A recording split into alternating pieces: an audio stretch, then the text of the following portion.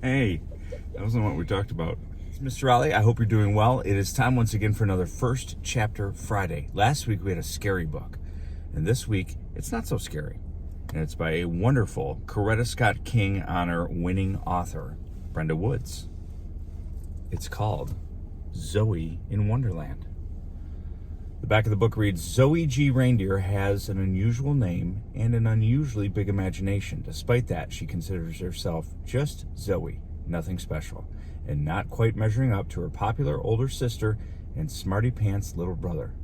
But Zoe's happy hanging out with her best and only friend Quincy and blending in with the plants at the family business. That is until an astronomer from Madagascar arrives and everything changes for Zoe.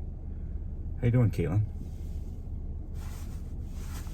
Good. We are dropping Caitlin off at school right now.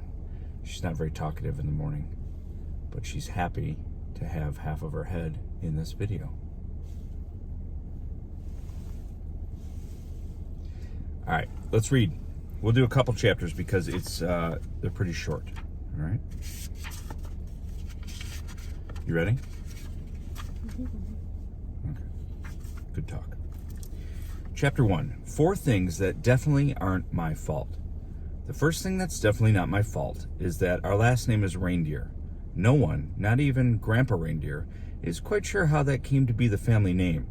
And even though everyone complains about it, well, everyone except my daddy, no one ever did anything to change it. As for me, I get tired of the jokes, especially around Christmas time. Once, last year, I explained to Grandpa and Nana Reindeer how you can actually go to court and legally change your name. But they both stared at me like I just said a cuss word.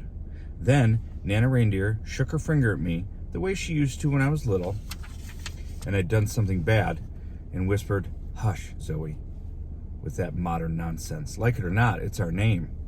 The second thing that's definitely not my fault is that my daddy, Mr. Darrow Reindeer, is a horticulturist, which is a fancy way to say he knows a bunch of stuff about growing flowers and plants and trees.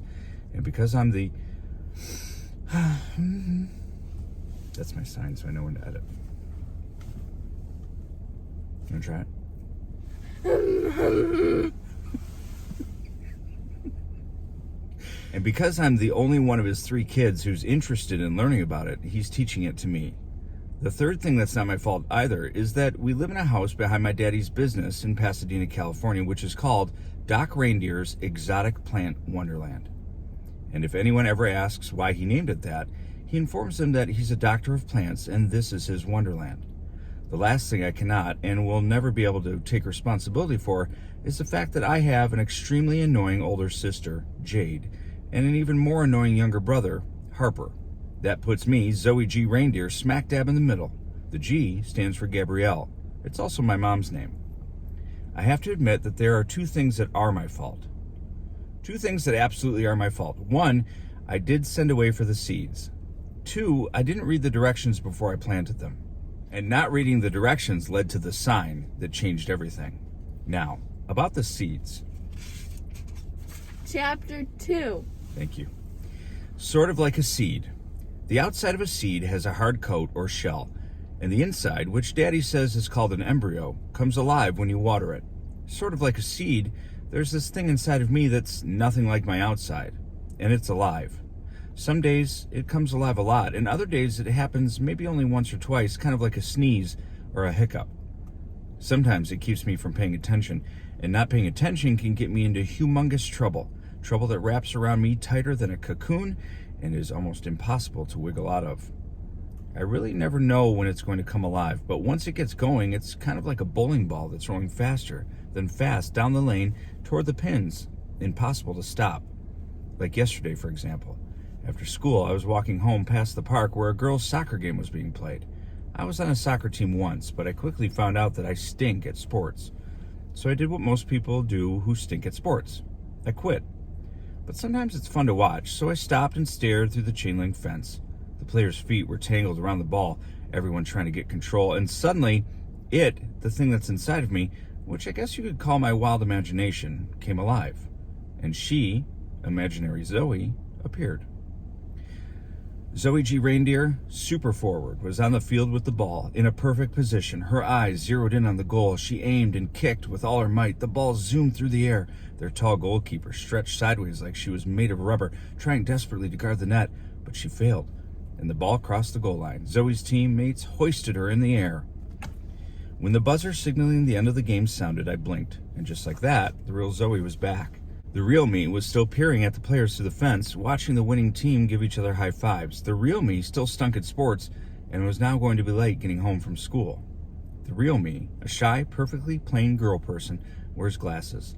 The real me never stands out, not at school, not at home, not at anywhere. The real me doesn't like loud crowds.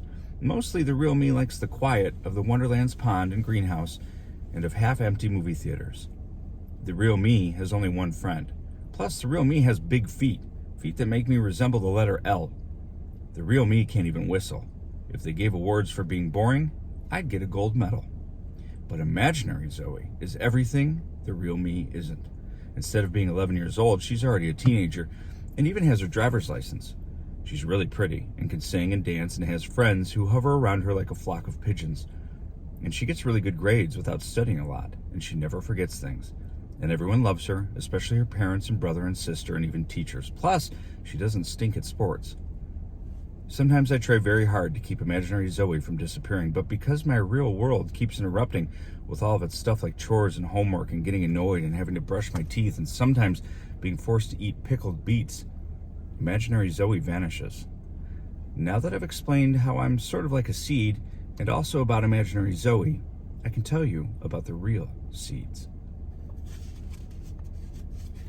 Can you say chapter 3? Chapter 3. Which we're not going to read to you, but it's called A Very Tall Man. Brenda Woods, again, Coretta Scott King Award-winning author. I've had a copy of this in the library for a while, and I don't think I ever got to put it into the system. And then we got this hardcover, so now we have 2 copies, and they are both in the system. So check this out if you think you're going to like it, all right? Thank you guys for listening. I hope you have a nice weekend and a nice evening. Caitlin, can you say goodbye? Bye-bye. All right, she's got to go into school. I got to get to school. So you guys will be watching this later. And again, I hope you enjoyed it. We'll talk to you next time. Thanks for listening. Bye-bye.